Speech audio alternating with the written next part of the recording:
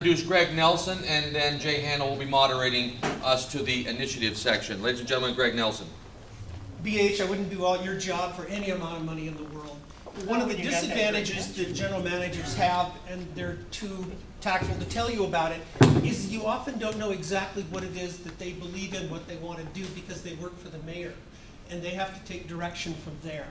So cut them a little bit of slack, because it's like you have to read between the lines sometimes when you're talking to general managers. When I told the mayor's chief of staff I was going to retire, she said, "You're going to find this very, very liberating." I took that to mean, don't let the door hit you in the fanny on the way out, but upon reflection I realized that that really is very, very liberating, because now I don't have to worry about what the mayor thinks or anybody else. I can tell you how it is as honestly as I can. I'm going to let it fly with some bullet points to give you some things to think about.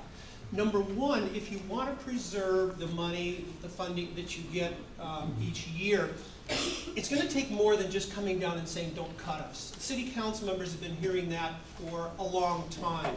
And they're going to say to you, "Okay, if we don't cut you, then who do we cut to get the money?" Come with a reason why you don't want to be cut, and one of the things that you might consider is making the argument that the money that is given to neighborhood councils is leveraged very, very highly. This isn't like giving money to the city clerk to run an election and then it costs you $20,000 to $40,000 per election to do it. When Dunn was overseeing the elections and they used independent election administrators, they paid those administrators $800 per election. They mobilized the neighborhood council volunteers. Yes, there were some problems, but the question is, how much do you want to pay to make that process entirely sanitized and perfect and problem-free?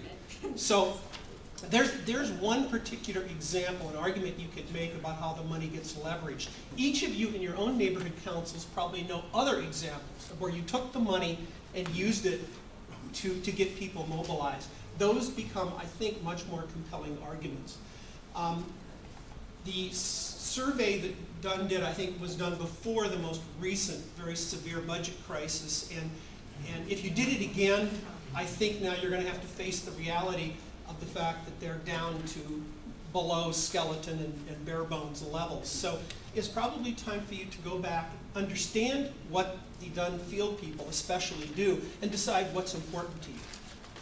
One brief example, by law, those field people can work just 40 hours a week. If you want them to come to your meetings and you're in Sunlin or Sylmar, take into account the travel time, the amount of time that they sit listening to your committee reports, in hopes that something important happens at that meeting that you need them there for. You're taking up a huge chunk of their time. Maybe there's a more efficient way to do it, through cell phones, through emails, to get the answers, to get the help that you need. And it's part of that prioritizing that you're going to have to want to be involved in. The funding program, Dunn has never been fully staffed in the funding program and has always been behind on the audits. They're not going to get any new people under any wildest imagination you can have. So how are things going to get better? So maybe one of the things that you might want to consider is whether or not that should be given to a nonprofit organization with the money coming out of the funding program pot, so that there's no additional cost at all to the city's general fund. Maybe that would help ensure that you get your money on time, that the city rules are followed, that you don't have a whole lot of need to be hiring CPAs, people to keep track of the money. What I just said was renew consideration of an option where you contract with a nonprofit to run the funding program. The city does this in that community beautification program, the one where you get $10,000. That money comes from the LA Conservation Corps.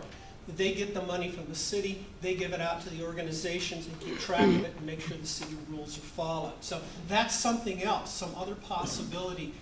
Because whether you're talking about Dunn or you're talking about the city, the question you have to ask is, do I want these different departments providing these different services? Can they be eliminated altogether, or can they be done better by somebody else? And the last thing I was going to mention is I think all of our considerations now are going to fit into 4 different boxes.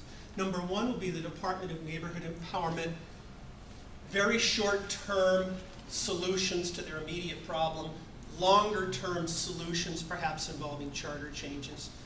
Box number 3 and 4 will have to do with the city as a whole, broken down the same way. What are the, do you want to be involved in some of the immediate solutions that the city is facing as they prepare the new budget and get closer and closer to the ugly face of bankruptcy, and then longer-term solutions.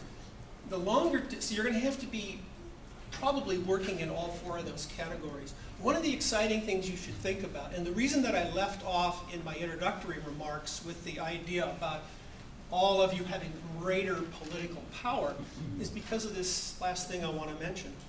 Think of the possibilities of you coming up with longer-term solutions for the city's financial woes that are in agreement with the business community, maybe beyond pensions. Imagine that partnership, neighborhood councils with the business community going forth towards a charter amendment. Wouldn't that be one hell of a fun thing to be involved in? And lastly, I had already prepared, and I sent to some people, and I think it's on Ron Kay's website, a list of a bunch of questions, 4 pages of questions, that I think should be asked of city people. Some of the mayor, some of the CAO, some of the controller. Really tough questions. I didn't make them up. These are questions that have come out of past audits. They've come to me from private conversations with CAO budget analysts. They're really tough questions that were too politically hot to actually be discussed in the past.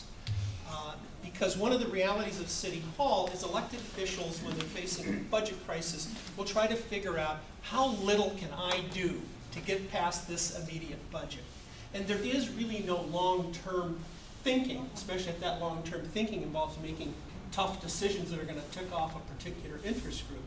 It was always my hope from the beginning that neighborhood councils would do that long-term thinking, actually in place of the city council and the mayor, and be able to come up with those long-term solutions. Now we're beginning to see it happen. We're talking about pension reform, and we're talking about a lot of other choices. So I have 12 copies of those questions, but we're trying to get them up on all the different websites.